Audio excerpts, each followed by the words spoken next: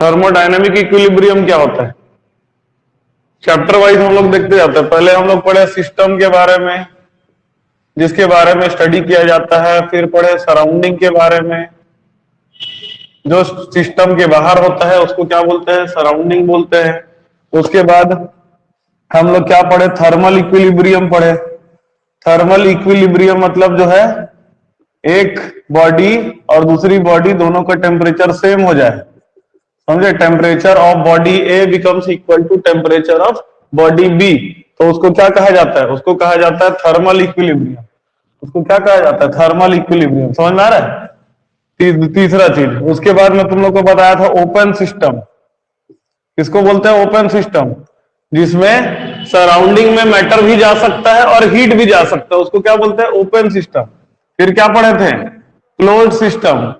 Close system मतलब surrounding में heat जा सकता है लेकिन मैटर नहीं जा सकता, उसको क्या बोलते हैं? Close system. और तीसरा बोलते हैं जिसको बोलते हैं आइसोलेटेड सिस्टम। आइसोलेटेड सिस्टम मतलब जो सराउंडिंग में ना हीट जा सकता है ना ही मैटर जा सकता है। फिर हम लोग पढ़े थे थर्मोडायनामिक इक्विलिब्रियम क्या होता है? थर्मोडायनामिक इक्विलिब्रियम क्या होता है? थर्मोडायनामिक इक्विलिब्रियम मतलब कि एक सिस्टम जिसमें टेम्परेचर भी सेम हो, कोई फोर्स ना लगे उसमें, और तीसरा कोई केमिकल रिएक्शन ना हो, समझे? उसको क्या बोलते हैं? थर्मोडायनामिक इक्विलिब्रियम कहा जाता है। 3 कंडीशन फुलफिल होता है। फिर हम लोगों ने पढ़ा जीरोथ लॉ। जीरोथ लॉ क्या पढ़ा?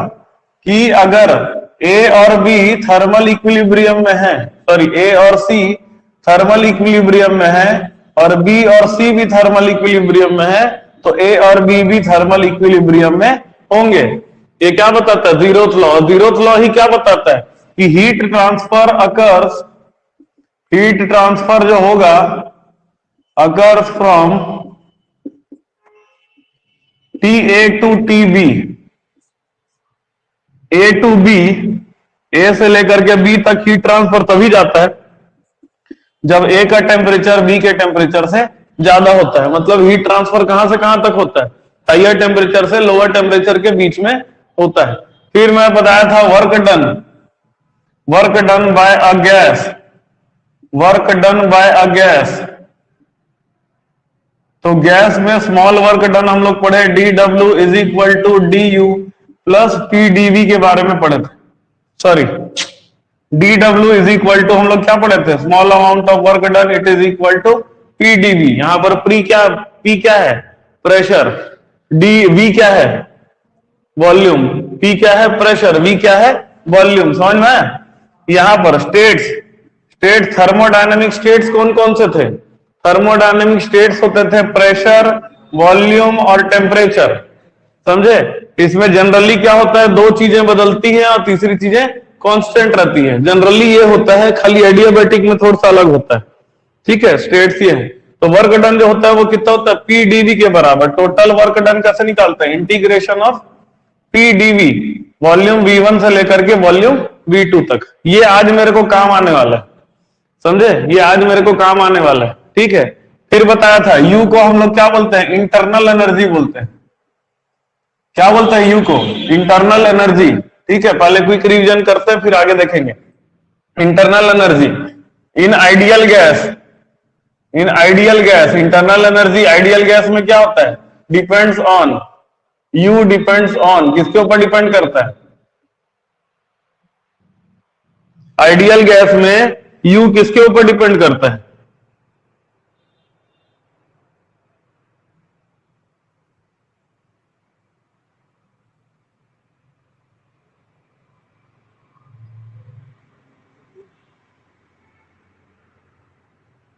किस पे डिपेंड करता है? टेम्परेचर पे डिपेंड करता है। डिपेंड्स ऑन टेम्परेचर, समझे? टेम्परेचर अगर बढ़ रहा है तो इंटरनल एनर्जी भी बढ़ रहा है, टेम्परेचर अगर घट रहा है तो इंटरनल एनर्जी भी घट रहा है। वो सिर्फ टेम्परेचर पे डिपेंड करता है, ठीक है? वो सिर्फ टेम्परेचर पे डिपेंड करता है। क्लियर है? आइडियल गैस में प्रेशर, कांस्टेंट प्रेशर में टेम्परेचर बढ़ाओ या कांस्टेंट वॉल्यूम में टेम्परेचर बढ़ाओ, उससे फर्क नहीं पड़ता। वो किस पे डिपेंड करता है? सिर्फ प्रेशर पे डिपेंड करता है। फिर मैं तुम लोग को पढ़ाया था फर्स्ट लॉ। फर्स्ट लॉ क्या था? D Q is equal to, देखो दो तरह से पढ़ाया था, delta Q is equal to delta U plus P delta V, एक ये बताया था और दूसरा ये बताया था D Q is equal to D U plus P D V बताया था। ठीक है, ये दो बताया था। ये किसके लिए है? जब लार्ज चेंजेस होते हैं तो हम लोग इसको यूज करते हैं, जब स्मॉल चेंजेस होते हैं तो हम लोग इसको यूज करते हैं। ठीक है, आज इसका यूज होगा। ठीक है, जब हम लोग प्रोसेस के बारे में पढ़ेंगे ना तो आज इसके बारे में इसका यूज होगा। क्लियर है? तो जब भी हम लोग हीट देते हैं तो उसका हीट का एक काम क्या है? इंटरनल एनर्जी को बढ़ाना, समझे, और दूसरा काम क्या है? वर्क करना। समझे, इंटरनल एनर्जी को बढ़ाना और दूसरा क्या है? वर्क करना। फिर हम लोग सीवी पढ़े। सीवी क्या होता है? Molar specific heat, molar specific heat at constant volume. CV किसको बोलते हैं? Molar specific heat at constant volume. CV कैसे निकाला जाएगा? D Q by D T, समझे, या delta Q by delta T, delta Q upon delta T और into 1 upon mu. Mu क्या होता है? Number of mole. म्यू क्या होता है? नंबर ऑफ मोल्स, है ना, यही होता है। यहां पर v की वैल्यू कांस्टेंट होती है। समझ में? फिर बताया था सीपी। सीपी किसको बोलते हैं? Molar specific heat, molar specific heat at constant volume है यहां पर, at constant pressure. Molar specific heat at constant pressure. CP क्या होता है? CP is equal to delta Q by delta T into 1 upon mu at constant pressure P, और at constant pressure P होता है। ठीक है, फिर मैंने बताया था सीपी माइनस सीवी, इसका एक रिलेशन आता है आर के बराबर। सीपी माइनस सीवी बराबर कितना आता है? आर के बराबर। क्लियर है? फॉर 1 मोल, अगर 1 मोल होता है तो सीपी माइनस सीवी बराबर कितना आता है? आर के बराबर आता है। ठीक है, ये आर क्या है? गैस कांस्टेंट बोलते हैं। आर को क्या बोलते हैं? Gas constant. इसको, इस फॉर्मूला को क्या बोलते हैं? Myers formula. ये डिराइव करने के लिए आता है, ये मेयर्स फॉर्मूला डिराइव करने के लिए आता है। पिछले बार बहुत स्लोली किए थे हम लोग, तो उसको याद होगा तुम लोग को। ठीक है, अब आज हम लोग को क्या पढ़ना है? आज हम लोग को प्रोसेस के बारे में पढ़ना। हर चीज को ना एक बार ऐसी पूरा चैप्टर रिवाइज कर लिया करो तो दिमाग में बैठता है अच्छे से। ठीक है, आज हम लोग को क्या पढ़ना है? प्रोसेस के बारे में पढ़ना है।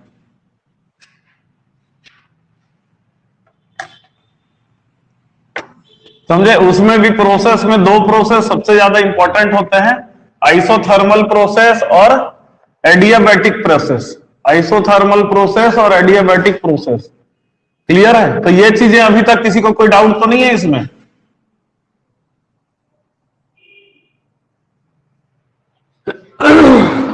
अब हम लोग को प्रोसेस के बारे में पढ़ना है, प्रोसेस के बारे में पढ़ना है। ठीक है, तो प्रोसेस का मतलब क्या होता है? When heat is given, when heat is given in the system, जब भी हम लोग हीट देते हैं सिस्टम में, देन द इवेंट अकरिंग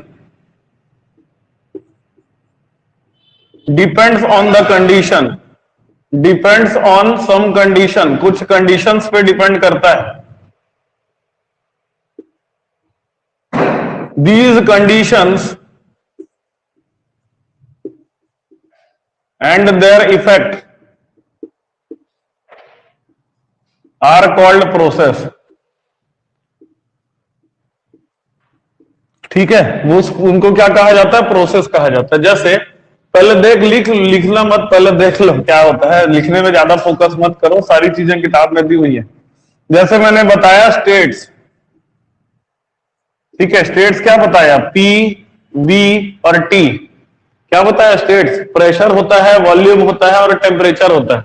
अगर मान लो पहले कंडीशन में मैंने क्या कर दिया? P को मैंने कर दिया कांस्टेंट, P को मैंने कर दिया constant, V and T are variables. V और T क्या है? वो वेरिएबल्स है। Then it is called isobaric process, इसको क्या बोला जाता है? आइसोबारिक प्रोसेस कहा जाता है। समझ में? हीट देंगे और मेंटेन करके रखेंगे कि प्रेशर को हम लोग चेंज ना होने दें। हीट देने के बाद क्या दिमाग में रखें कि प्रेशर को चेंज होने हम लोग नहीं दे रहे हैं। तो जब प्रेशर को चेंज होने नहीं दे रहे हैं जब प्रेशर को चेंज होने नहीं दे रहे हैं मतलब क्या होगा? इसको बोला जाता है आइसोबारिक प्रोसेस। बारिक याद रख लेना, बार किसका यूनिट होता है? प्रेशर का। आइसो का मतलब क्या हो गया? सेम। आइसो बार मतलब क्या हो गया? सेम प्रेशर, मतलब प्रेशर हम लोग नहीं बदलने दे रहे। ये प्रेशर, ये प्रोसेस है पहला प्रोसेस, आइसोबारिक प्रोसेस। तो आइसोबारिक में क्या हो गया? प्रेशर को हम लोग चेंज नहीं होने दे रहे। अब आइडियल गैस इक्वेशन हम लोग पढ़े हैं। आइडियल गैस इक्वेशन देखो, पूरा चैप्टर को हम लोग पढ़ते हैं तो यही मान के चलते हैं कि हम लोग जो है, जो चेंबर के अंदर जो गैस भरे हैं वो आइडियल गैस है। कैसे? कि जब भी हम लोग इंजन जो भी होता है उसमें जो गैस होता है ना वो ज्यादा टेम्परेचर पे रहता है। और केमिस्ट्री में पढ़े होंगे गैस को अगर ज्यादा टेम्परेचर में रखा जाए तो आइडियल बिहेवियर दिखाता है। तो क्या मान के चलते हैं कि आइडियल गैस है। तो आइडियल गैस इक्वेशन क्या होता है? PV is equal to nRT होता है। तो हम लोग ऐसा लिख सकते हैं, P is equal to nRT upon V लिख सकते हैं। P divided by NR is equal to T divided by V लिख सकते हैं। P क्या है? कांस्टेंट है। P क्या है? कांस्टेंट। N क्या है? नंबर ऑफ मोल, ये भी क्या होता है? कांस्टेंट होता है। R क्या है? R भी कांस्टेंट है। तो हम लोग ऐसा लिख सकते हैं T by V it is equal to K, where K it is equal to P upon NR। अगर मैं P अपॉन NR की जगह K लिख दूं, कोई दूसरा कांस्टेंट K लिख दूं, तो मैं ये लिख सकता हूं T divided by it is equal to K लिख सकता हूं। तो इससे हमको क्या रिलेशन मिला? इससे हमको ये मिला कि T1 divided by V1 will be equal to T2 divided by V2 लिख सकते हैं। ये रिलेशन है T1 divided by T2 is equal, T1 divided by V1 is equal to T2 divided by V2 लिखा जा सकता है। क्योंकि ये क्या है? T बाई V की वैल्यू क्या है? कांस्टेंट। तो टेम्परेचर बदलूंगा तो वॉल्यूम भी बदलेगा। तो T बाई V, टेम्परेचर जितना बदला उतना ही वॉल्यूम भी बदला। तो मैं इसको ऐसा भी लिख सकता हूं V1 by V2 it is equal to T1 by T2। समझ में? मतलब ये क्या हो गया? Volume is directly proportional to temperature. समझे? मतलब अगर हीट देंगे तो वॉल्यूम और टेम्परेचर दोनों साथ साथ बढ़ेगा। हीट देंगे तो वॉल्यूम और टेम्परेचर साथ साथ बढ़ेगा। अगर टेम्परेचर 2 टाइम्स बढ़ेगा तो वॉल्यूम भी 2 टाइम्स बढ़ेगा। अगर टेम्परेचर आधा हो जाएगा, मतलब मान लो ठंडा कर रहे हैं तो टेम्परेचर कम होगा, टेम्परेचर अगर आधा हुआ तो वॉल्यूम भी आधा हो जाएगा। समझ में आ रही बात? तो इसको क्या बोला जाता है? इसको हम लोग बोलते हैं आइसोबारिक प्रोसेस कहा जाता है। इसको क्या कहा जाता है? Isobaric process. क्लियर है अच्छी तरह से? अब मान लो फर्स्ट लॉ इसमें लगाते हैं। एज पर फर्स्ट लॉ हम लोग को क्या पता है? Delta Q is equal to या D Q is equal to DU plus PdV के बराबर है कि नहीं?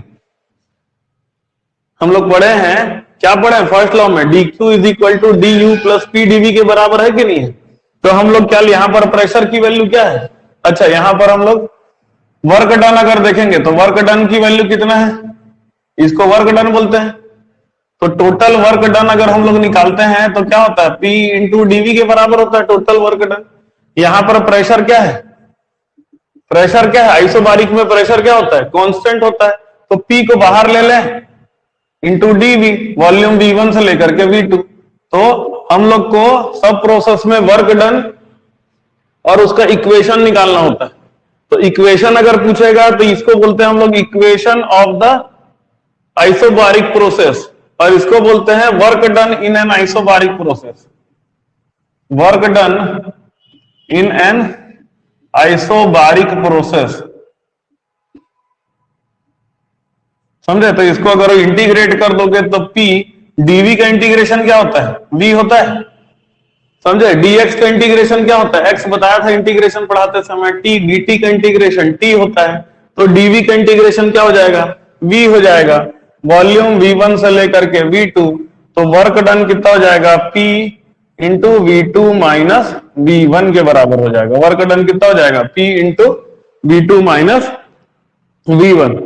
तो आइसोबारिक पूछे प्रोसेस पूछेगा तो उसमें क्या बताना है कि there are three states in a system, there are three states in a system, pressure, volume and temperature. In an isobaric process pressure is constant, volume and temperature are variable. उसके बाद as per the ideal gas equation PV is equal to NRT. Ideal gas equation के अनुसार क्या होता है, PV बराबर NRT. जितने constant है उसको एक जगह कर दो, प्रेशर कांस्टेंट है, एन कांस्टेंट है और आर कांस्टेंट है, तो प्रेशर एन आर सबको एक जगह कर दिया, is equal to T divided by V. T और वी दोनों यहां पर क्या है, वेरिएबल है। टी और वी दोनों क्या है, वेरिएबल है। तो हम लोग इसको लिख सकते हैं T1 divided by V1 will be equal to T2 divided by V2। इसको हम लोग आपस में इंटरचेंज कर दिए तो V1 बाई V2 बराबर कितना आ गया, T1 बाई T2। क्लियर है, मतलब जितना भी वॉल्यूम बढ़ेगा उतना ही टेम्परेचर भी बढ़ेगा। समझे, दोनों वॉल्यूम और टेम्परेचर इक्वल नहीं होता। प्रोपोर्शनल का मतलब क्या होता है कि जितना भी वॉल्यूम बढ़ेगा उतना ही टेम्परेचर भी बढ़ेगा। वॉल्यूम अगर 2 टाइम्स बढ़ गया तो टेम्परेचर भी 2 टाइम्स बढ़ेगा, वॉल्यूम अगर 3 टाइम्स बढ़ गया तो टेम्परेचर भी 3 टाइम्स बढ़ेगा। क्लियर है बात, इसको बोलते हैं आइसोबारिक प्रोसेस। यहां पर आइसोबारिक प्रोसेस में volume is proportional to temperature आ जाएगा। फिर हम लोग को दूसरा क्या करना है, दूसरा ये करना है वर्क डन। इसको करने की जरूरत नहीं है, समझे, इसको लिखने की जरूरत नहीं है, खाली वर्क डन निकालना होता है। तो वर्क डन की वैल्यू कितना हो जाएगा, work done is equal to P DV. और प्रेशर क्या होता है, कांस्टेंट, तो P बाहर ले लिए, V1 से लेकर के V2 dV। dV का इंटीग्रेशन क्या होता है, V। लिमिट पुट करेंगे V1 से लेकर के V2। समझ में आया, याद रख, तुम नहीं आए थे तो जो नहीं आया है वो याद रखना, dV हो गया, dx हो गया, है ना, dt हो गया। ये सब का इंटीग्रेशन क्या होता है, dx का इंटीग्रेशन x, dv का इंटीग्रेशन v, dt का इंटीग्रेशन t। याद रख लेना।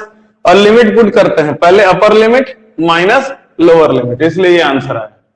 समझना क्या है, P into V two minus V1। Clear है, work done is equal to P into V two minus V1। अच्छे से क्लियर हो गया, चलो फटाफट नोट करो।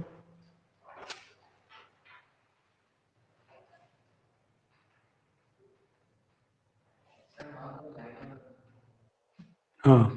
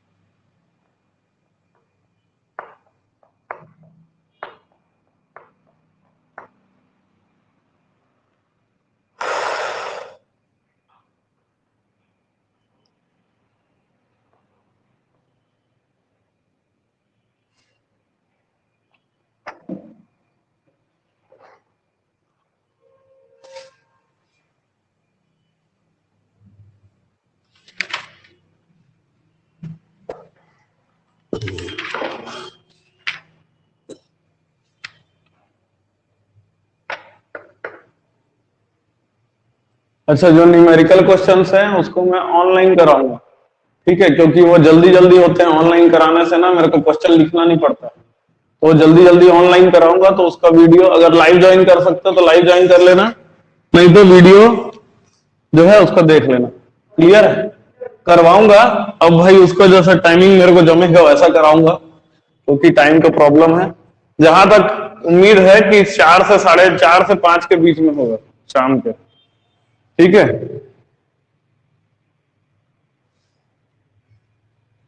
और जो भी कराऊंगा ऑनलाइन उसका पीडीएफ भी सेंड कर दूंगा, तो लिखने की जरूरत नहीं है, खाली क्लास में ध्यान देना कि कैसे क्वेश्चन करना है। कुछ भी लिखने की जरूरत नहीं पड़ेगी उसमें, सब कुछ का पीडीएफ सेंड कर दूंगा। आज भी मैथ्स की क्लास हुई थी, तुम ज्वाइन किए थे तो उसको देख लेना, डेरिवेटिव पढ़ाया हूं शिवम, उसका भी पीडीएफ सेंड कर दूंगा, ठीक है।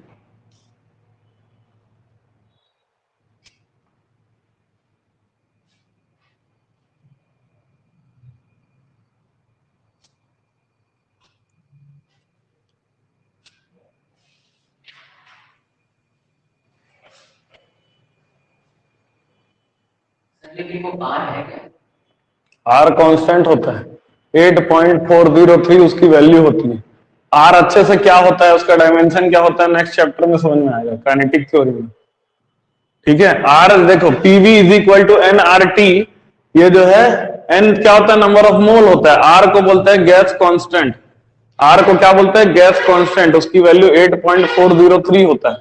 ठीक है, तो एग्जैक्ट वैल्यू मतलब उसका डायमेंशन क्या है, उसका यूनिट क्या है, वो सब चीजें नेक्स्ट चैप्टर में पढ़ेंगे।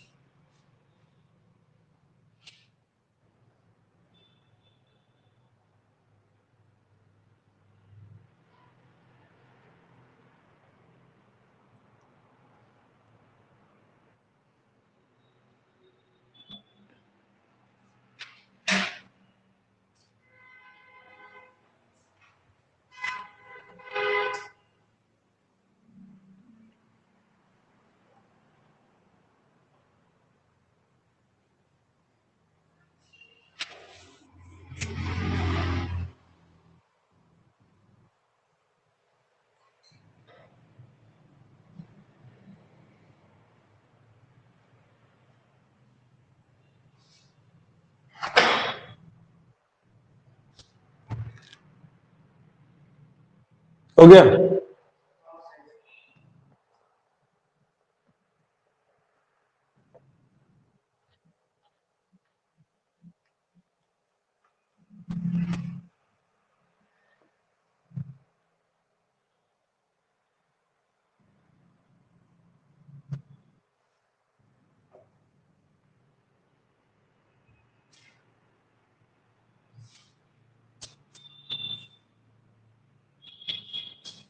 हो गया?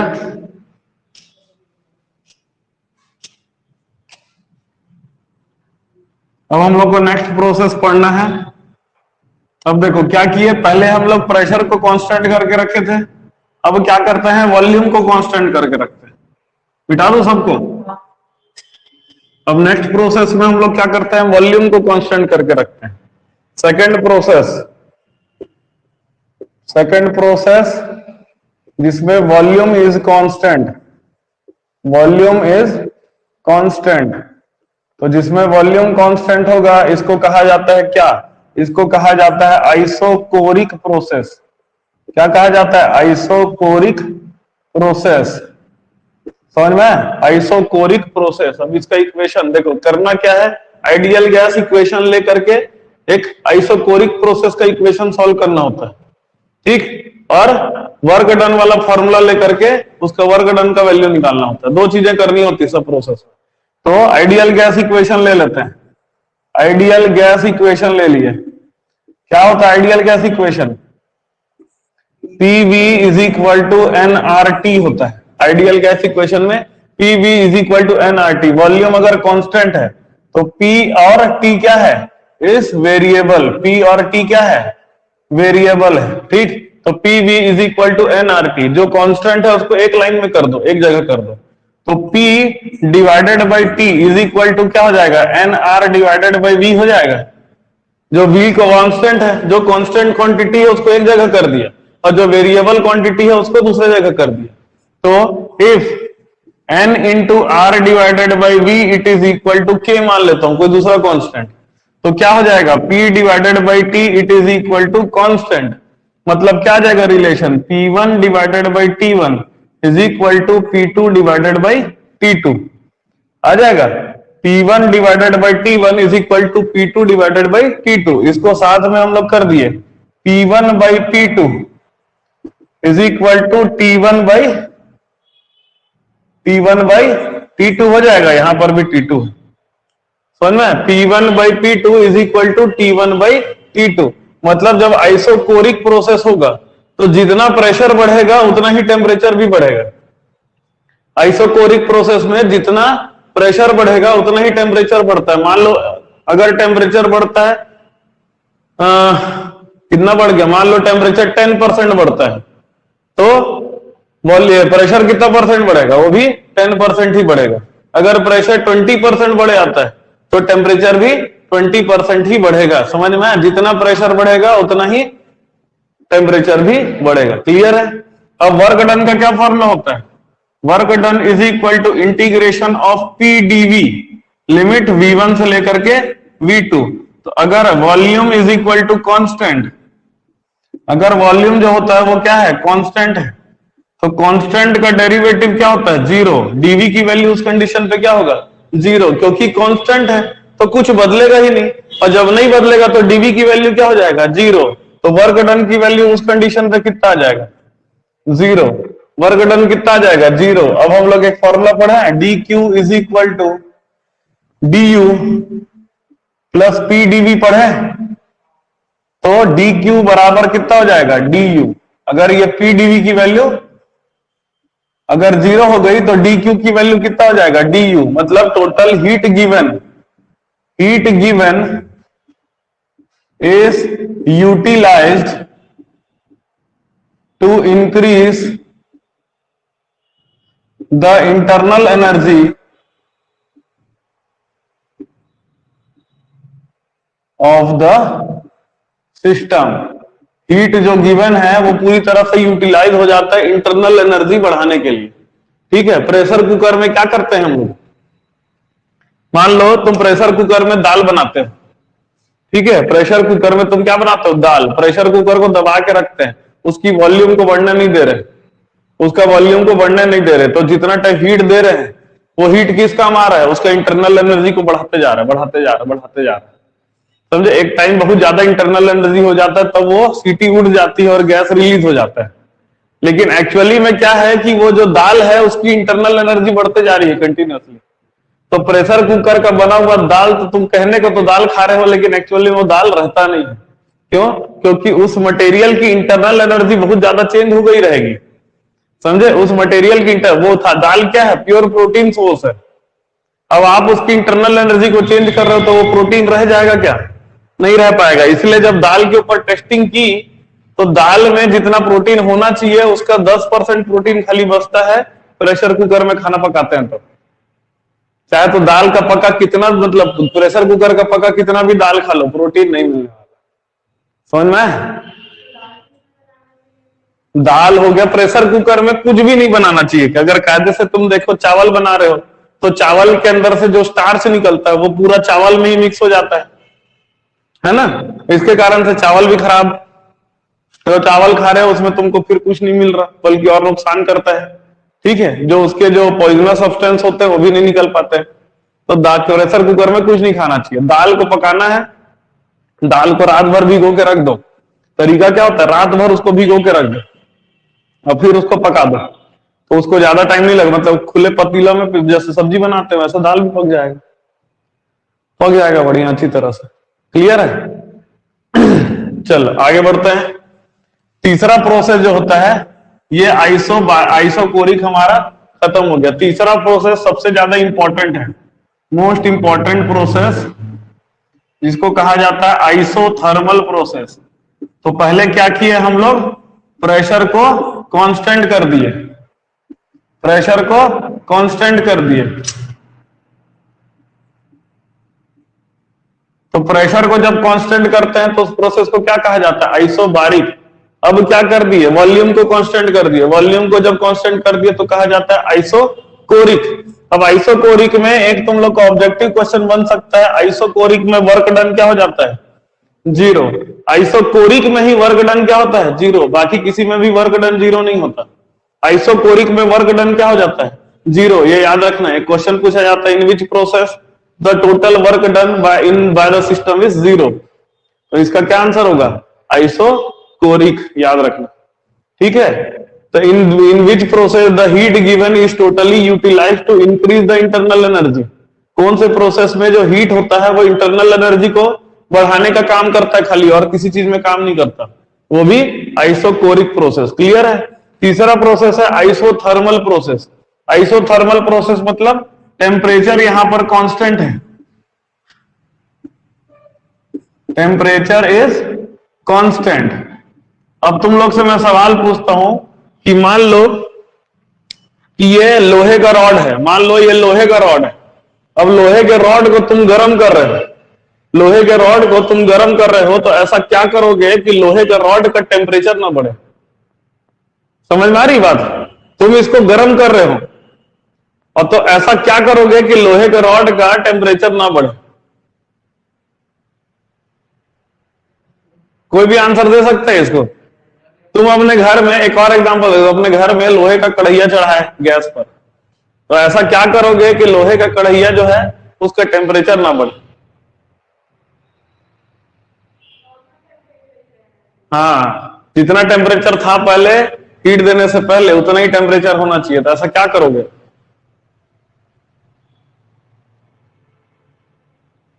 ऐसी जनरल पूछ रहा हूं मैं, तुम घर में किचन में खाना वाना बनाया नहीं बनाया, तो कैसे करोगे बताओ? उसको गर्मी भी दे रहे हो लेकिन उसका हीट नहीं बढ़ना चाहिए, टेम्परेचर नहीं बढ़ना चाहिए।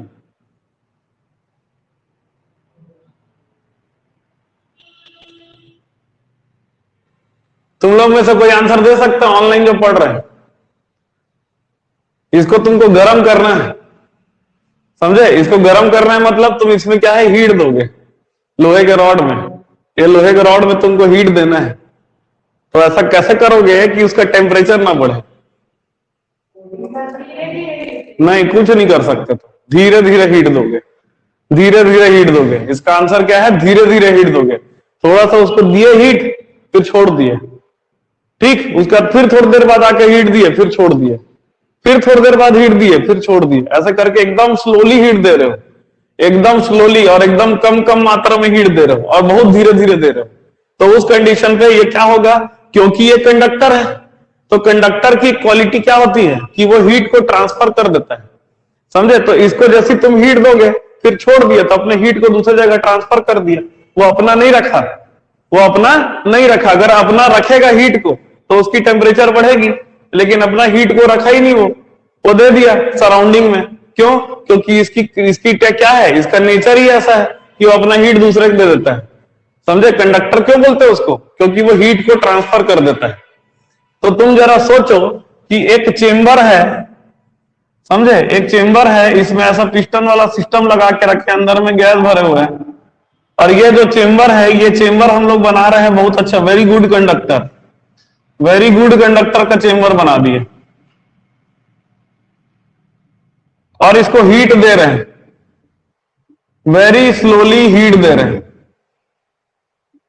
Very slowly heat is given, एकदम स्लोली अपन इसमें हीट दे रहे हैं।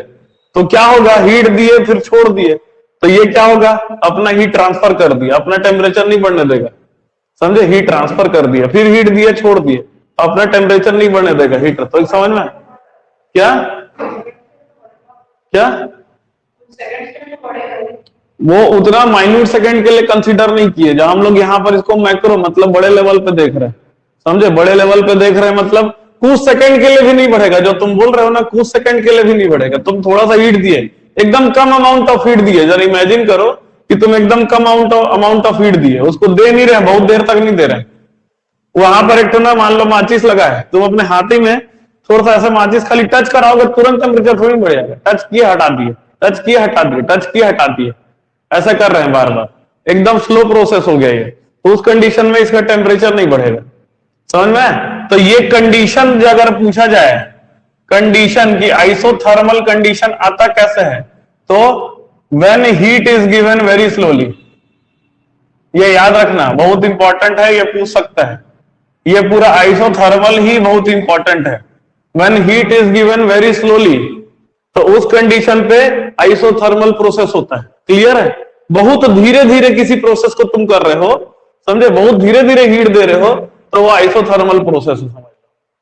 समझ में आ रहा है? जैसे कि तुम अपने घर में जो है, जो बर्तन है, उसको खोल करके खाना बना रहे हो, या जो है ये बोल सकते हो कि अपने घर के बर्तन में तुम क्या बोलेंगे उसको, कंडक्टर, कोई भी बर्तन में खाना बना रहे हो, लेकिन बहुत कम हीट दे करके खाना बना रहे हो, समझे? एकदम स्लोली स्लोली हीट देके खाना बना रहे हो, तो वो एक आइसोथर्मल प्रोसेस का एग्जांपल, समझे? आइसोथर्मल प्रोसेस का एग्जांपल। अब पहले क्या बताया था, इंटरनल एनर्जी किस पे डिपेंड करती है? टेम्परेचर पे। टेम्परेचर अगर नहीं बदल रहा तो इंटरनल एनर्जी में चेंज कितना होगा? कुछ भी नहीं, इंटरनल एनर्जी में कुछ भी चेंज नहीं होगा, तो टोटल जो हीट दिया जा रहा है वो किस में प्रयोग होगा फिर? वर्क डन में।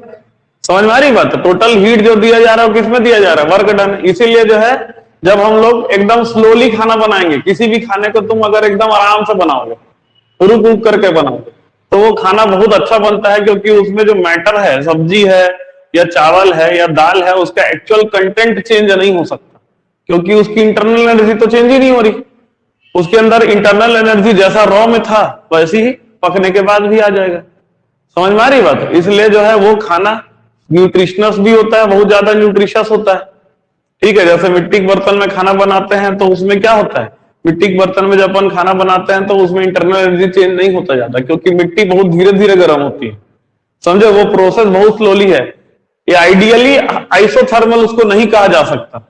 Ideal isothermal, ideal isochoric, ideal isobaric हो नहीं सकता। समझे? आइडियल आइसोबारिक का मतलब तुम प्रेशर बिल्कुल भी नहीं बढ़ने दे रहे हो, तो वो प्रेशर तो बढ़ता ही है, चेंज थोड़ा बहुत तो चेंज होता ही है। लेकिन हम जब स्टडी करते हैं तो एक आइडियल कंडीशन को लेकर के स्टडी करते हैं। क्लियर है? जैसे एडियाबैटिक पढ़ेंगे जिसमें हीट चेंज नहीं होता, तो कुछ ना कुछ हीट ट्रांसफर तो होता ही है, चाहे तुम कितना भी अच्छा मटेरियल बना दो। क्लियर है? तो उसको आइडियल से तुम कंपेयर मत करो। मतलब ये समझ लो कि कोई प्रक्रिया हो रही है, कोई प्रोसेस हो रहा है जो बहुत धीरे हो रहा है। समझे? बहुत धीरे धीरे खाना पकना हो गया, बहुत धीरे धीरे गैस में अपन जो तवा चढ़ा के रखे या जो भी चढ़ा के रखे, एकदम धीरे धीरे किसी चीज को पका रहे हैं, वो सब आइसोथर्मल का एग्जाम्पल है। बढ़ेगा, बढ़ेगा, उसमें कोई वो नहीं, मना नहीं कर रहा हूं कि नहीं बढ़ेगा, बढ़ेगा। लेकिन देखो क्या है, अगर तुम ना थोड़ा सा जानोगे कि अगर तुम आउटर मतलब घर के अंदर तुम नहीं बना रहे हो खाना, तुम बाहर खाना बना रहे हो, ठीक है, कहां बाहर? खेत में या कहीं पर बाहर में, एटमॉस्फेयर में, जंगल अंगल में। जनरली जैसे मैं तुम लोग बताता हूं, मैं पिकनिक में जाता हूं तो मैं उसी में जंगल अंगल बीच में लकड़ी अकड़ी बीन के खाना बनाता हूं। तो उस कंडीशन पे क्या होगा कि जो हीट जो है ना वो ट्रांसफर भी जल्दी हो जाता है। तो इसी कारण से इंटरनल एनर्जी जो खाने का अंदर का मटेरियल है ना उसमें चेंजेस नहीं आते हैं ज्यादा। अगर तुम स्लोली स्लोली गोबर कंडा में या लकड़ी में खाना बना रहे हो तो चेंज नहीं आता। उसी तरह से क्या होगा कि अगर हीट को हम लोग बहुत ही धीरे धीरे करेंगे, बहुत धीरे धीरे चेंज करेंगे, जैसे बचपन में एक तो कहानी पढ़ा था मैंने, बीरबल की खिचड़ी। पढ़े हो तुम लोग? तो बीरबल की खिचड़ी में वो क्या कर देता है, ऊपर में पतीला रखता है और नीचे में आग लगाता है। तो क्या वहां तक हीट पहुंच रहा है कि नहीं पहुंच रहा है? बिल्कुल पहुंच रहा है, हीट तो पहुंच रहा है। लेकिन जिस गति से हीट पहुंच रहा है उतनी ही गति से हीट ट्रांसफर भी हो जा रहा है। समझे? जिस गति से यहां से ऊपर तक हीट जा रहा है उसी गति से वहां से भी बाहर भी हीट ट्रांसफर हो जा रहा है। तो इसलिए उसको आइसोथर्मल हम लोग कह सकते हैं, उस पर्टिकुलर प्रोसेस को आइसोथर्मल कह सकते हैं। क्लियर है? तो आइसोथर्मल प्रोसेस में क्या होगा, पहले कंडीशन याद रखना कि ये प्रोसेस बहुत स्लो होना चाहिए। समझे? बहुत स्लो होगा तभी आइसोथर्मल प्रोसेस पॉसिबल है, नहीं तो नहीं हो पाएगा। दूसरा चीज क्या होता है, du की वैल्यू क्या हो जाएगी, du will be equal to 0 as internal energy depends on temperature. Internal energy किसके ऊपर डिपेंड करता है? टेम्परेचर पे। तो इसलिए du की वैल्यू क्या हो जाएगी, 0। ये लिख लिया हो क्या? चलो लिख लो जल्दी से।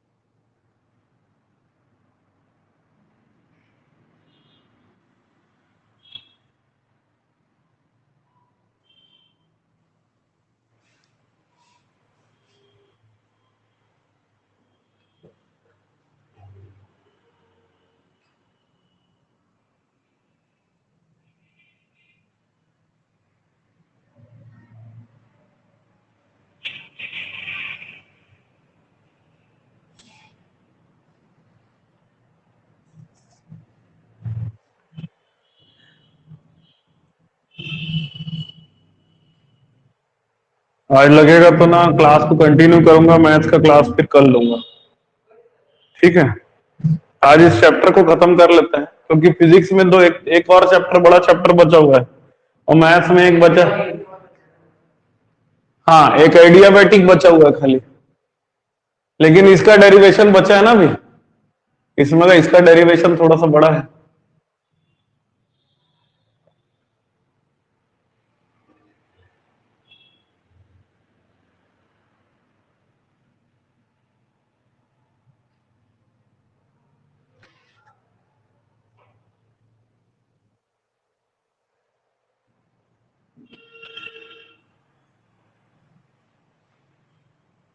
अच्छा, तुम लोग में से किसी को पढ़ना होगा बर्नौलीज प्रिंसिपल वगैरह, कल पढ़ाने वाला हूं सुबह की क्लास।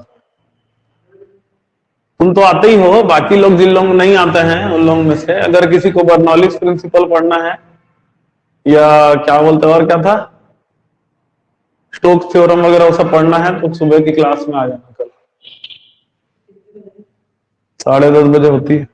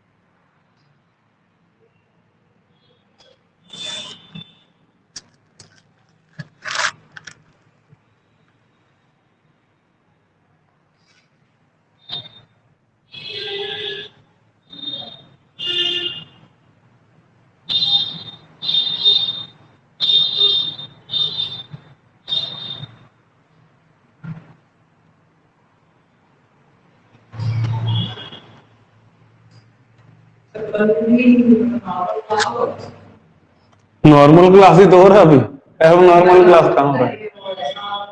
तो कल, हाँ कल होगा ना क्लास, कल काइनेटिक थ्योरी स्टार्ट करूंगा फिजिक्स में, वही 12 बजे। मैथ्स का कल नहीं होगा, एक्स्ट्रा क्लास होगा, लेकिन फिजिक्स का एक और जो न्यूमेरिकल वाला एक्स्ट्रा क्लास होगा ना, उसको शाम को लूंगा ऑनलाइन। हाँ, पहले आ सकते हो? हाँ तो कल आ सकते हो, तो कल फिर 11 बजे से लूंगा। तुम लोग का तो स्कूल नहीं है, सुबह क्लास होती है तुम लोग की? हाँ तो कल फिर 11 बजे से 1 बजे तक पढ़ाऊंगा फिर। हाँ, काइनेटिक थ्योरी जो है उसको पढ़ाऊंगा, अभी इसको खत्म करा के काइनेटिक थ्योरी स्टार्ट करूंगा। वो थोड़ा बड़ा चैप्टर है, समझे, बहुत बड़ा नहीं है लेकिन फिर भी इससे तो बड़ा ही है, तो उसमें टाइम देना है, फिर न्यूमेरिकल भी कराना है, जितना टाइम मिल जाए उतना अच्छा। वैसे तुम लोग का एग्जाम से 25 तारीख तक मैं सोच रहा हूँ कि पूरा सिलेबस हो जाए तो अच्छा है। 29 से है ना पेपर, के 28 से? 28 से है ना, तो 25 तारीख तक हो जाए न्यूमेरिकल सहित, तो भाई वो सही रहेगा। टारगेट मेरा यही है। प्रोबेबिलिटी बहुत बड़ा नहीं है, प्रोबेबिलिटी ऑनलाइन भी लूंगा ना तो प्रोबेबिलिटी तुम लोग को अच्छे समझ में आ जाएगा, उसका कोई मेरे को दिक्कत नहीं है। 2-4 कॉन्सेप्ट रहते हैं उसमें, ज्यादा बताने का रहता भी नहीं। कॉम्बिनेशन तो सीख गए हो अच्छी तरह से, सीख गए हो, परम्यूटेशन कॉम्बिनेशन का कॉन्सेप्ट रहता है उसमें, 2-4 और कॉन्सेप्ट रहते हैं, ताश हो गया और ऐसा करके। क्लियर है? ये हो गया लिखना?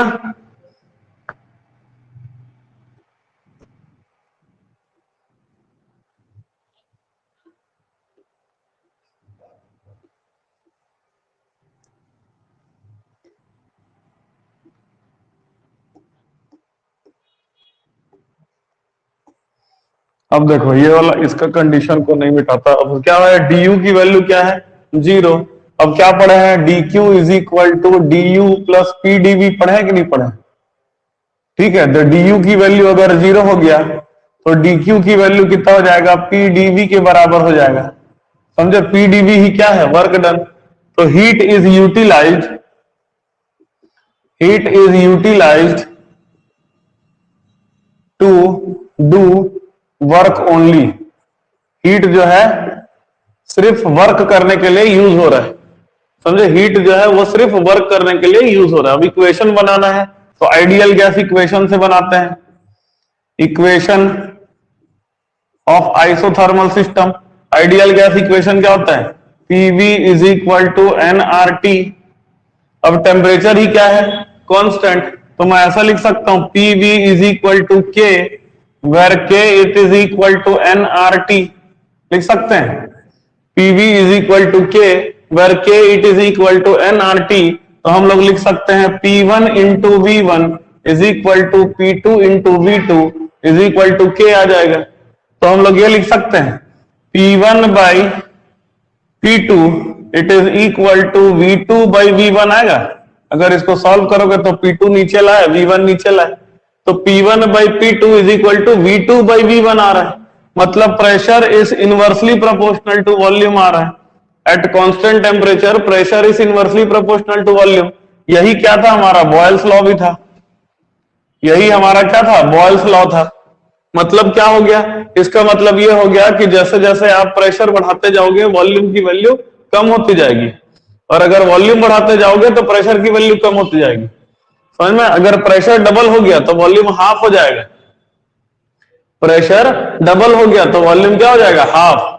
और अगर वॉल्यूम डबल हो गया तो प्रेशर क्या हो जाएगा, हाफ। फिर से प्रेशर कुकर का एग्जांपल ले लेते हैं, प्रेशर कुकर का ही एग्जांपल से क्लियर हो जाएगा। ठीक है, एक कंडीशन कि प्रेशर की सीटी नहीं बजी।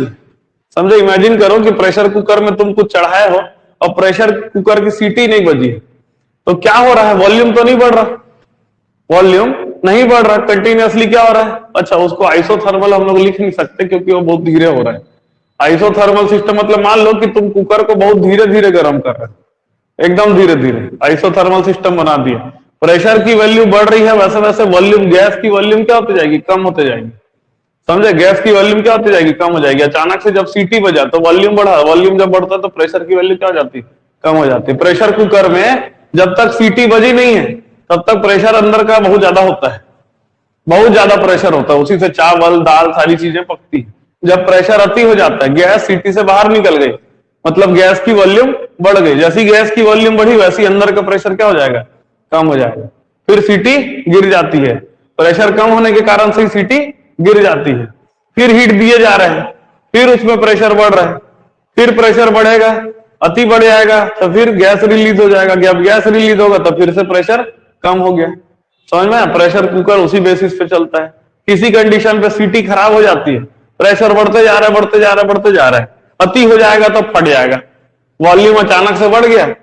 समझ में, तो उसको क्या बोलेंगे, उसको कह सकते हो कि वो एक कंडीशन हमको समझ में आ रहा है कि जब प्रेशर बढ़ाते हैं तो वॉल्यूम कम होते जाता है, और जब वॉल्यूम बढ़ाते हैं तो प्रेशर कम हो जाता है। क्लियर है। तो इक्वेशन अगर पूछेगा derive the equation of isothermal system, तो इतना करना है, work done by in an isothermal system. देखो, work done in an isothermal system, तो वर्क डन कैसे निकालेंगे, इसको मिटा दे रहा हूं, है ना।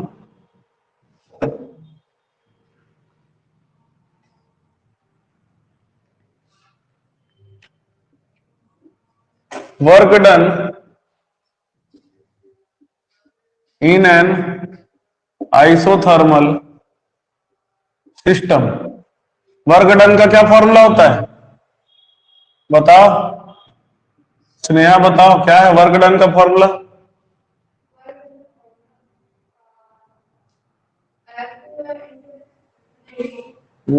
आज जो पढ़ा रहा हूं उसमें वर्क डन का क्या फॉर्मूला यूज कर रहे हैं, अभी इतना देर पढ़ाया हूं ना।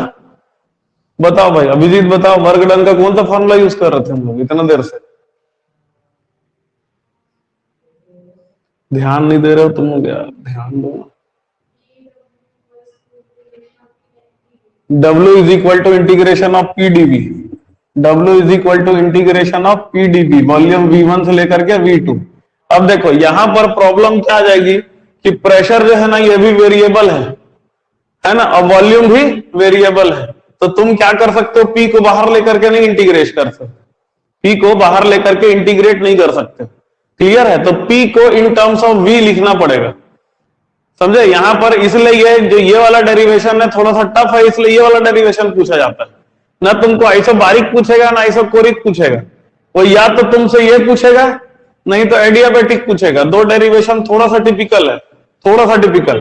देखो क्या है, यहां पर डायरेक्ट इंटीग्रेशन नहीं कर सकते। देखो एक प्रॉब्लम क्या है, तुम लोगों ने इंटीग्रेशन पढ़ा नहीं है इस साल, तुम लोग तो अगले साल भी नहीं पढ़ोगे, ठीक है। दूसरा प्रॉब्लम क्या है कि ये जो है इसको हम लोग इसके टर्म्स में लिखना। अब देखो P की वैल्यू जब दो वेरिएबल होते हैं तो इंटीग्रेशन के अंदर तो किसी को बाहर नहीं निकाल सकते अपन।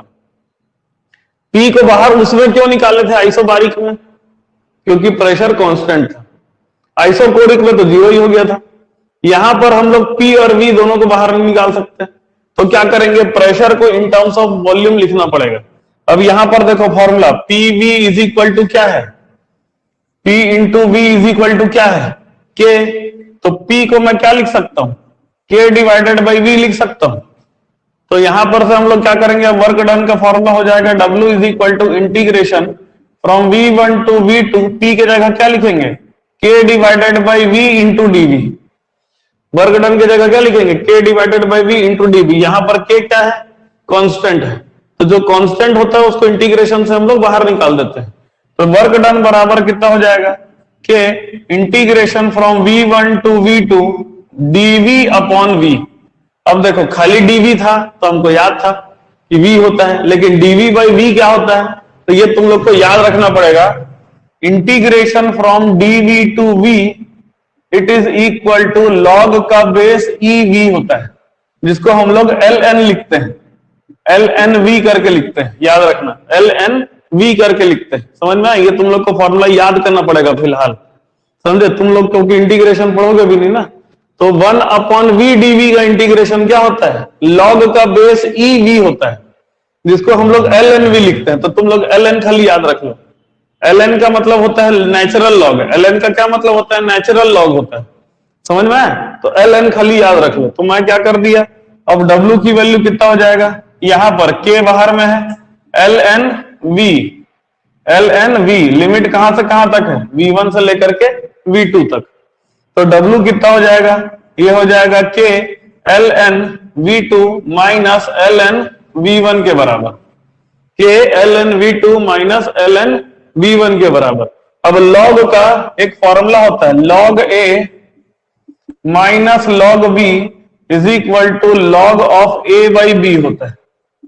समझे? ये एक और प्रॉपर्टी तुम लोग को याद कर रखनी पड़ेगी, या याद करके रखोगे, क्योंकि अभी तुम लोग को मैथमेटिक्स तो नहीं पढ़ा सकता ना मैं, तो ये तुम लोग को याद करके रखना पड़ेगा। log A minus log B कितना होता है, log of A by B होता है। तो ये क्या बन जाएगा, work done is equal to K ln V2 upon V1, K ln V2 upon V1। Clear है? अब याद रखना K यहां पर क्या है, यहां पर K तुम लोग को लिखना पड़ेगा कि K क्या होता है, K होता है N into R into T के बराबर। यहां पर K क्या है, N into R into T के बराबर। यहां पर टेम्परेचर कांस्टेंट है, R तो कांस्टेंट है ही, N भी कांस्टेंट है। N क्या है, नंबर ऑफ मोल, याद रहेगा, नंबर ऑफ मोल। क्लियर है? तो वर्क डन हमारा होगा ln K into ln V2 by V1। अब जो किताबों में एक इसमें स्टेप और आगे दिया है, ये ln को log में कन्वर्ट किया है, ln को log में कन्वर्ट किया है, ठीक है। तो यहां पर लिख देना W is equal to 2.306 into K ln की जगह वो क्या बन जाएगा, log बन जाएगा। समझे? ये log और ln में अंतर क्या होता है ये बता देता हूं। जब हम लोग log लिखते हैं तो log का मतलब बेस में क्या है, 10, और जब ln लिखते हैं ln is equal to log का बेस e। समझ में? तो ये log और ln में अंतर क्या है, खाली बेस का अंतर है, याद रखना। जब बेस 10 होता है तो उसको हम लोग क्या बोलते हैं, log लिखते हैं उसको, और बेस में अगर e होता है तो उसको क्या लिखते हैं, ln लिखते हैं। समझ में आया? ये नेचुरल लॉग हो गया और लॉग का बेस 10। तो हम लोग क्या कर दिए, नेचुरल लॉग को लॉग का बेस 10 में कन्वर्ट करने के लिए 2.306 से मल्टीप्लाई कर देते हैं। समझे? क्योंकि इनके बीच बीच का जो रिलेशन होता है वो यही होता है। समझे? तुम लोग अगर लॉग बहुत अच्छे से मैथ्स में पढ़े होते तो तुम लोग को ये चीज क्लियर हो जाता था। इसलिए क्या है, कई चीजें अब तुम लोग को यहां पर याद करना पड़ेगा। ठीक है, फिर से रिपीट कर रहा हूं, क्या हो रहा है वर्क डन में, क्या हो रहा है, यही थोड़ा सा टिपिकल है। वर्क डन का फॉर्मूला लगाना है। क्या फॉर्मूला होता है, पीडीवी। लिमिट कहां से कहां तक, V1 से V2 तक। ठीक है, यहां पर P को कांस्टेंट करके बाहर नहीं निकाल सकते, क्योंकि यहां पर P भी बदल रहा है और V भी बदल रहा है। तो हम लोग P V is equal to K वाला रिलेशन पहले ही निकाल चुके हैं। तो K P V P is equal to K by V लिखा जा सकता है। तो पी की जगह हमने क्या लिख दिया, के बाई वी लिख दिया। फिर के को क्या कर दिया, बाहर निकाल दिया। क्या बन गया, डीवी बाई वी, V1 से V2। अब देखो डीवी बाई वी का फॉर्मूला होता है लॉग का बेस ई वी। यहां पर इसको हम लोग दूसरे तरीके से क्या लिखते हैं, एल एन वी करके लिखते हैं। ठीक, यहां पर लिख दिए L N V, limit put कर दिए upper limit minus lower limit. तो L N V two minus L N V one आ गया। अब दूसरा प्रॉपर्टी होता है लॉग का, कि log A minus log B बराबर क्या होता है, log of A by B. इसको मैं ऐसे लिख देता हूं, नहीं तो तुम लोग और कंफ्यूज हो जाओगे। L N A minus L N B is equal to L N A by B होता है, ताकि कंफ्यूज ना हो। तो L N V two minus L N V one बराबर क्या हो जाएगा, L N V two by V one हो जाएगा। ये रिलेशन मिल गया। ठीक, लॉग का बेस ई है उसको एल एन कंसिडर करते हैं, और लॉग का बेस 10 है उसको लॉग बोलते हैं।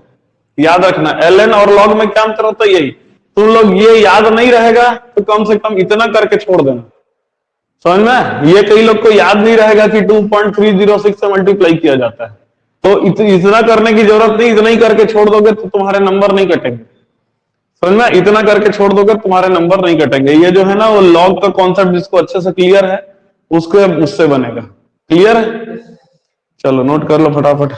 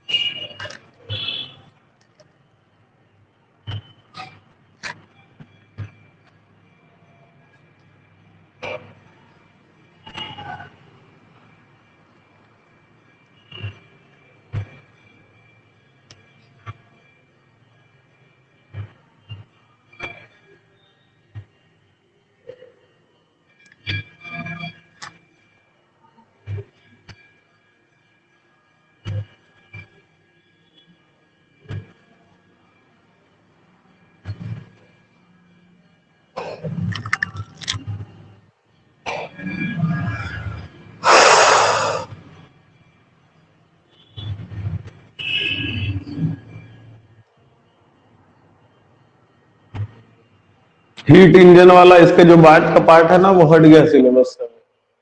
हीट इंजन इसके बाद का भी पार्ट है, हीट इंजन वगैरह, कार्नोट हीट इंजन, वो सब चीजें हट गया सिलेबस से, उसको पढ़ना नहीं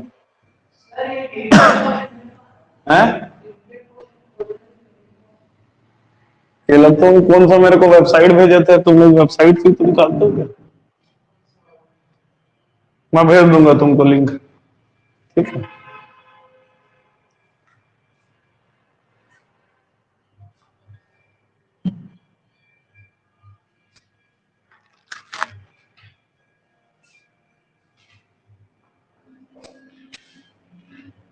हो गया।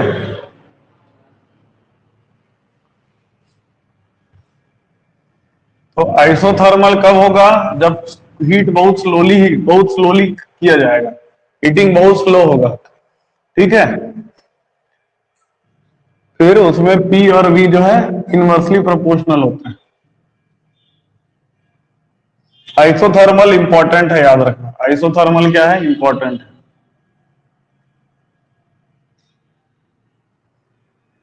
अब देखो लास्ट वाला जो है adiabatic.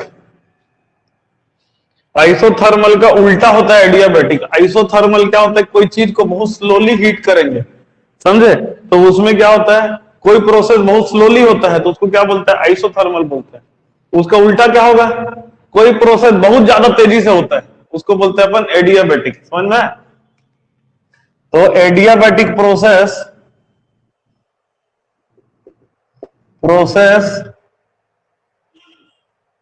a process in which there is no change in heat energy, there is no change of heat energy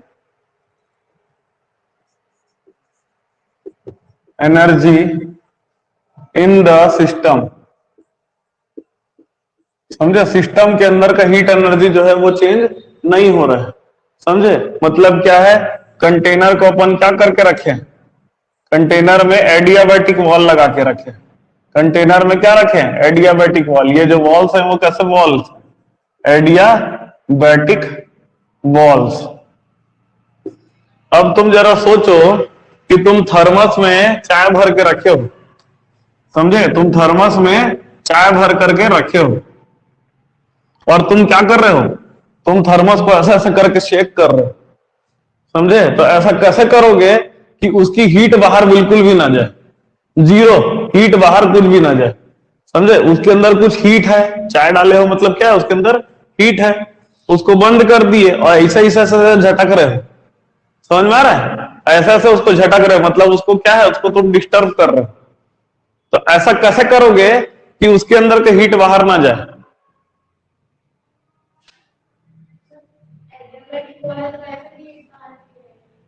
adiabatic wall perfect होता नहीं ना, कोई भी वॉल परफेक्ट नहीं होता, समझे?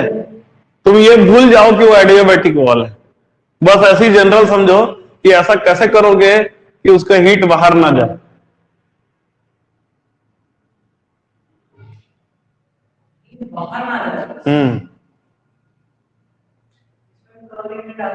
जैसे एक एग्जांपल बताता हूं, तुम्हारे गाड़ी के ट्यूब में गैस भरा रहता है, तो ऐसा क्या होगा ट्यूब में, ऐसा क्या होगा ट्यूब में कि हीट जो है ना वो बाहर ना जाए। कैसे हीट? उसका हीट बाहर नहीं निकलना चाहिए, या उसकी हीट ना उतनी ही रहनी चाहिए, कांस्टेंट रहनी चाहिए।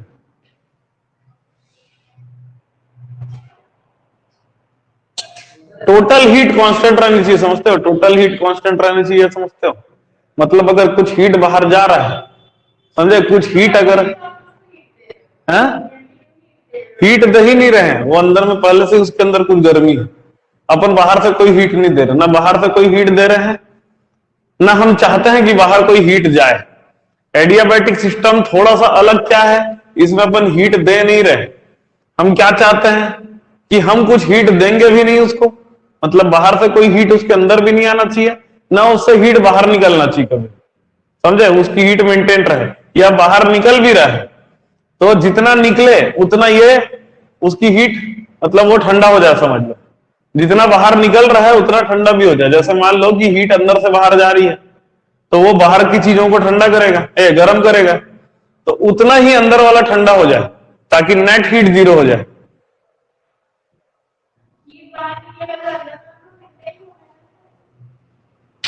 तो तुम नहीं समझ रहे हो। जैसे एक चीज बताओ, चाय को गर्म करते हैं अपन, चाय है बाहर में कप में रखे, अब चाय से हीट बाहर जाती है कि नहीं जाती? जाती है। चाय पूरी तरह से ठंडा हो जाता है क्या उस समय?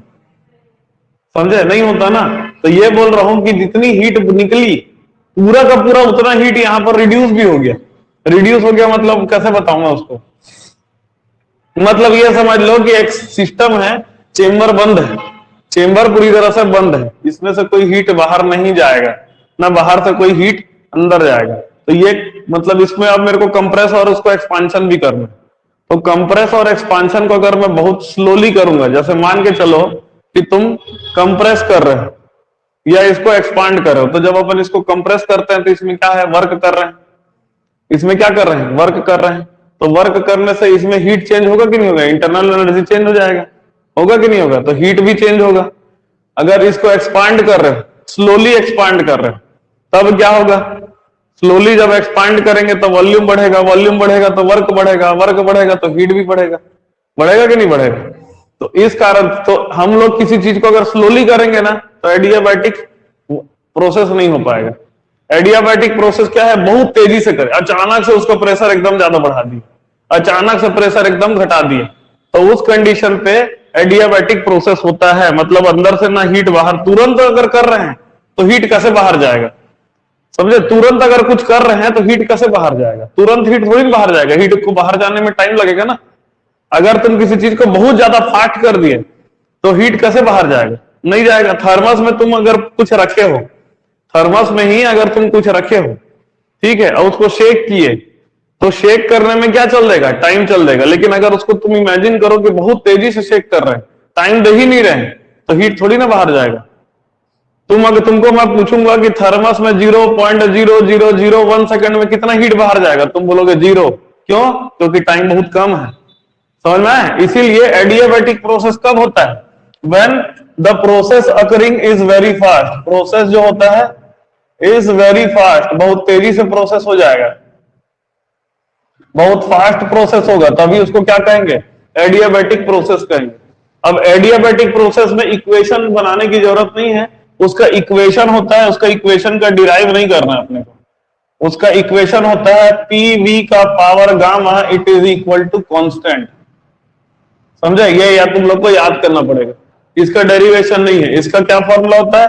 पीवी का power gamma it is equal to constant. यहां गामा की वैल्यू क्या होती है? सीपी बाई सीवी के बराबर होती है। सीपी सीवी बता चुका हूं,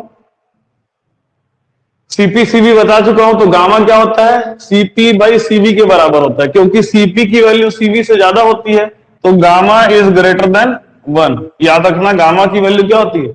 ग्रेटर देन 1 होती है। समझ में? तो हमको एक रिलेशन क्या मिला? पी वी का power gamma it is equal to constant K. तो P के जगह मैं क्या लिख सकता हूं? K अपॉन V का पावर गामा लिख सकता हूं, K अपॉन V का पावर गामा। अब वर्क डन निकालना है। वर्क डन का क्या फॉर्मूला होता है? क्या होता है? इससे पूछ रहा हूं, मैं बता ही नहीं रही है। तुमको बोलता हूं कैसे नहीं बताते? अभी तो बताया था थोड़ी देर पहले, V1 से लेकर के V2 PdV होता है, ठीक है, V1 से लेकर के V2 PW।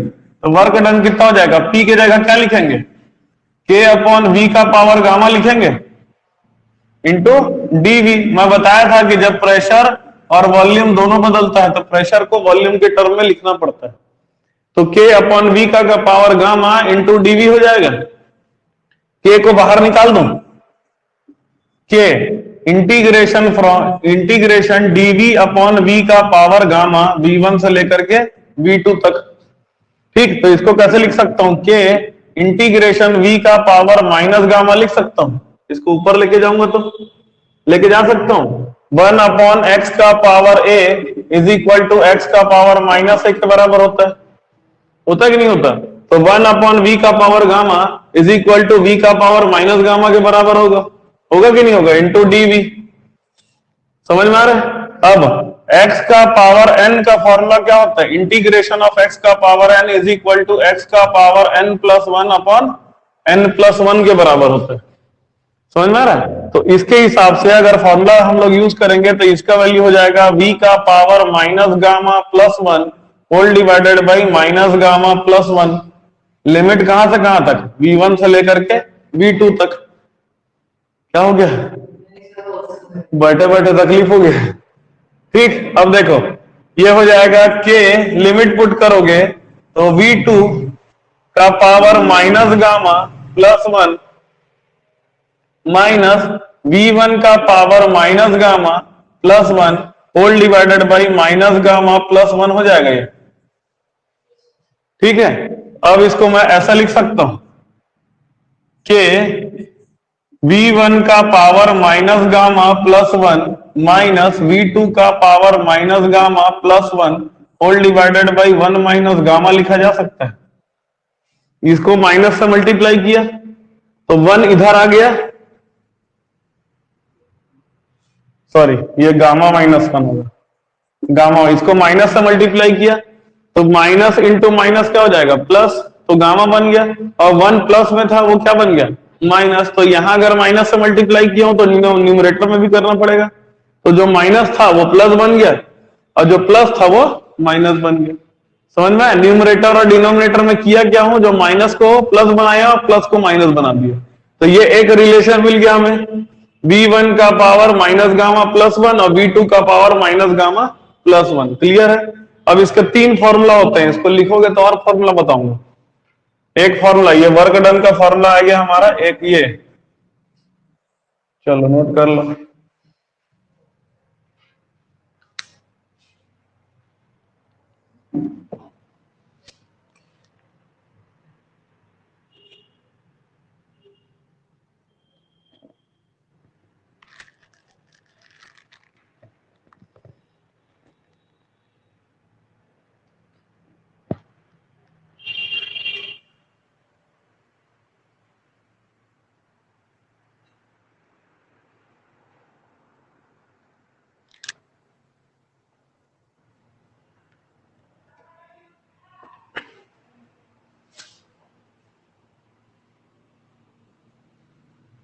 अच्छा एक चीज और बताना भूल गया,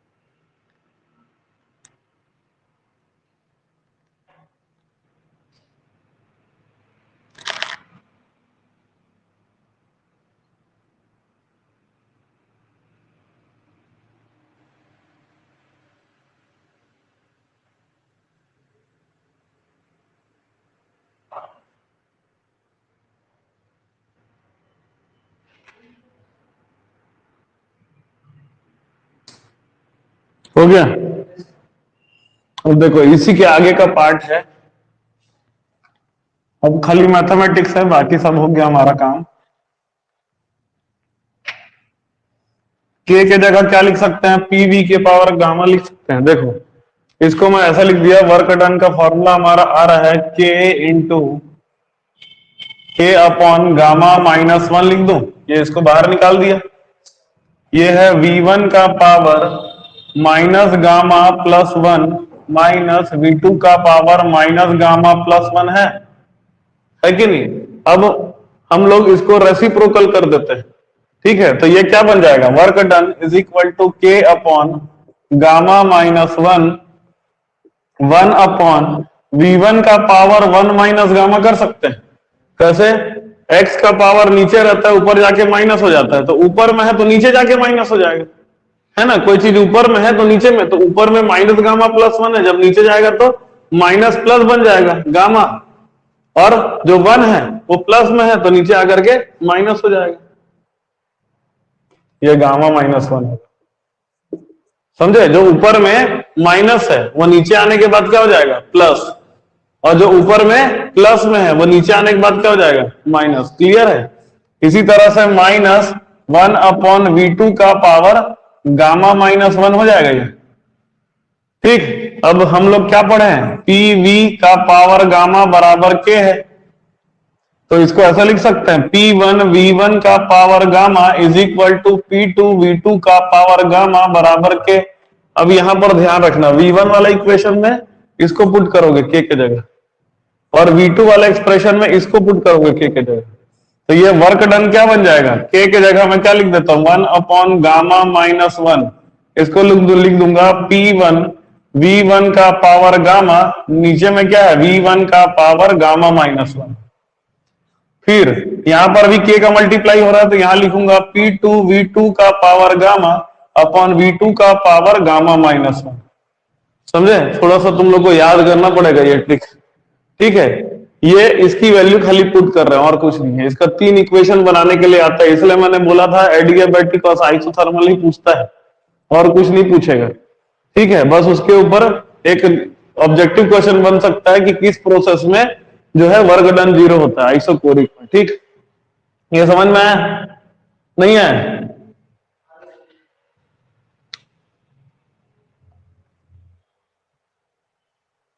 अच्छा, यहां पर इसको के को अंदर मल्टीप्लाई कर सकता हूं, one upon gamma minus one के अपॉन V1 का power gamma minus one upon के अपॉन V2 का पावर गामा माइनस वन, ऐसा कर सकता हूं, ये कर सकता हूं। अब के क्या होता है, PV का पावर गामा बराबर के होता है एडियाबैटिक में, तो P1 V1 का पावर गामा बराबर P2 V2 का पावर गामा बराबर के होगा कि नहीं होगा। अब यहां पर V1 का इक्वेशन, वहां पर के जगह क्या लिखोगे, P1 V1 का पावर गामा लिखना है, और जहां V2 है वहां पर के जगह क्या लिखना है, P2 V2 का पावर गामा लिखना है। तो वर्क डन कितना हो जाएगा, one upon gamma minus one, ये हो जाएगा P1 V1 का पावर गामा अपॉन V1 का power gamma minus one minus P2 V2 का पावर गामा अपॉन V2 का पावर गामा माइनस वन। समझ में आया इतना? आया इतना समझ में? अब हम लोग एक्सपोनेंट वाला को ये याद रखना है कि एक्सपोनेंट का प्रॉपर्टी क्या होता है। एक्सपोनेंट का प्रॉपर्टी क्या होता है, ए का पावर m अपॉन ए का पावर n, ये क्या बन जाता है, ए का power n minus m minus n हो जाता है। एक्सपोनेंट की प्रॉपर्टी होती है ए का पावर m डिवाइडेड बाई ए का पावर n, ये क्या बन जाता है, ए का पावर m माइनस n हो जाता है। इसको मैं कैसे लिख सकता हूं, work done is equal to 1 upon gamma minus 1 P1 V1 का पावर गामा माइनस गामा और प्लस 1 हो जाएगा।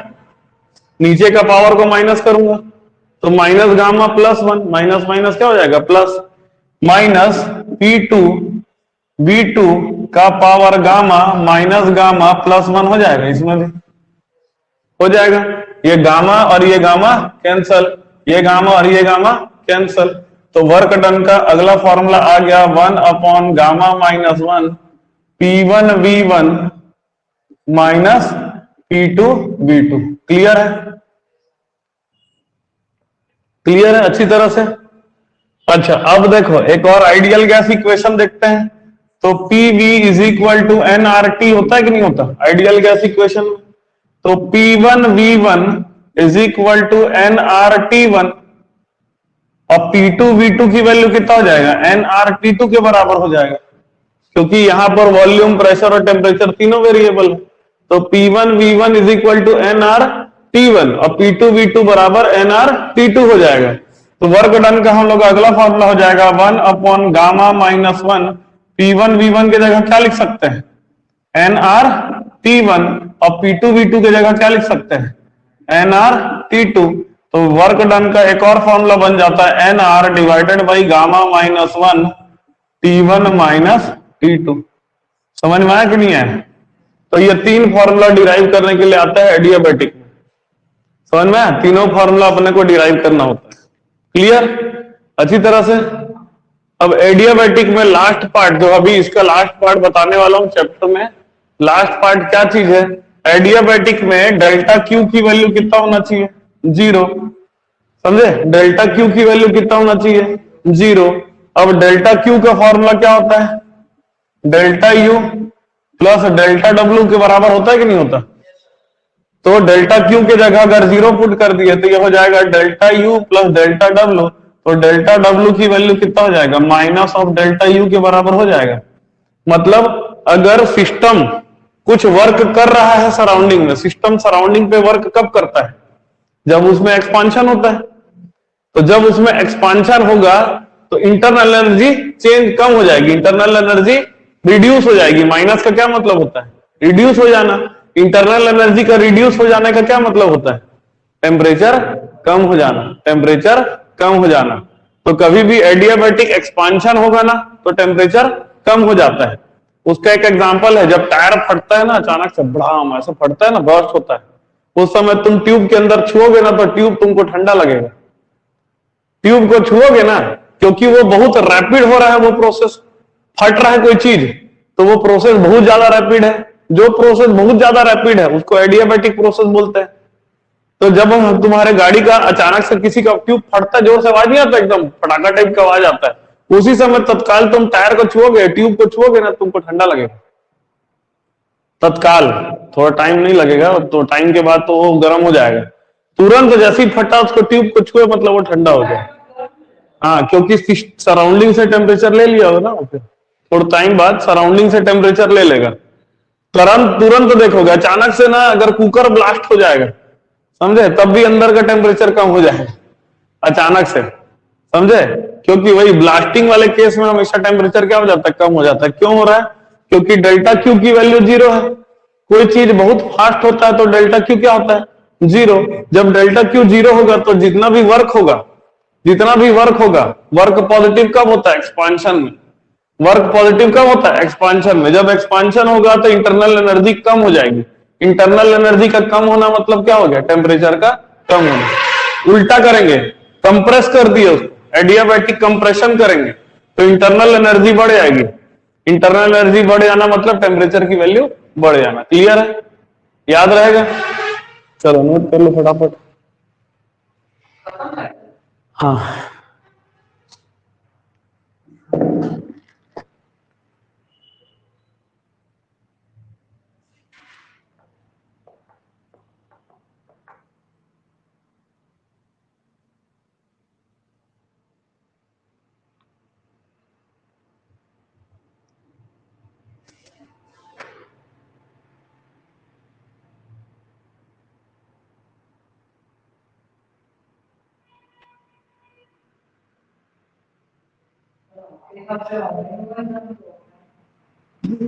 आदेश तो आया है ऑनलाइन का, आ गया, ठीक है, सही है। आदेश तो लेकिन आया था वैसे ऑनलाइन वाला, मेरा दोस्त है जो सरकारी डिपार्टमेंट में ही है, वो बताया था कि ऑनलाइन का आदेश आया था करके। अरे देखो, सरकारी आदेश को मानना ना जो प्राइवेट स्कूल के लिए कंपल्सन नहीं होता।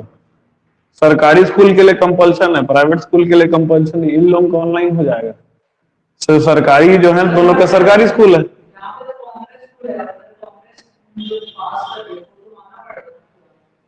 अरे तो प्राइवेट संस्था में सरकारी आदेश की ये नहीं लगती ना, सरकारी आदेश कंपल्सन नहीं होता।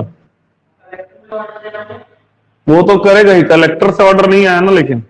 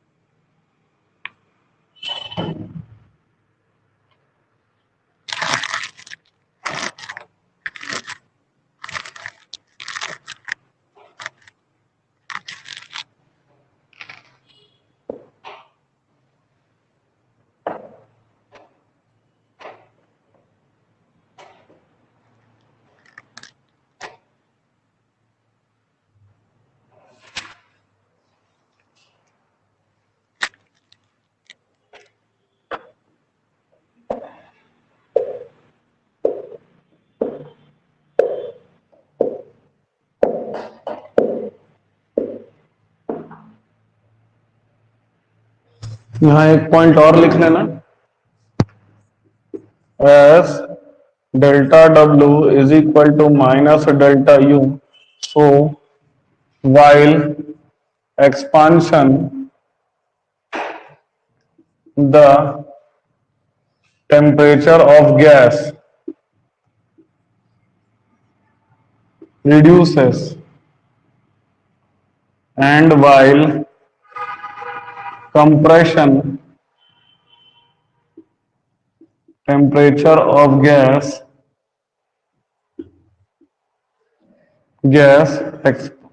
increases।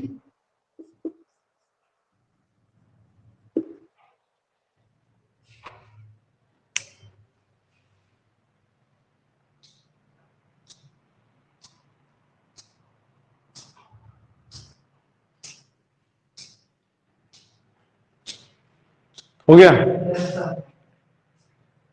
चलो ठीक है, फिर कल से नया चैप्टर स्टार्ट करेंगे काइनेटिक्स पर ही।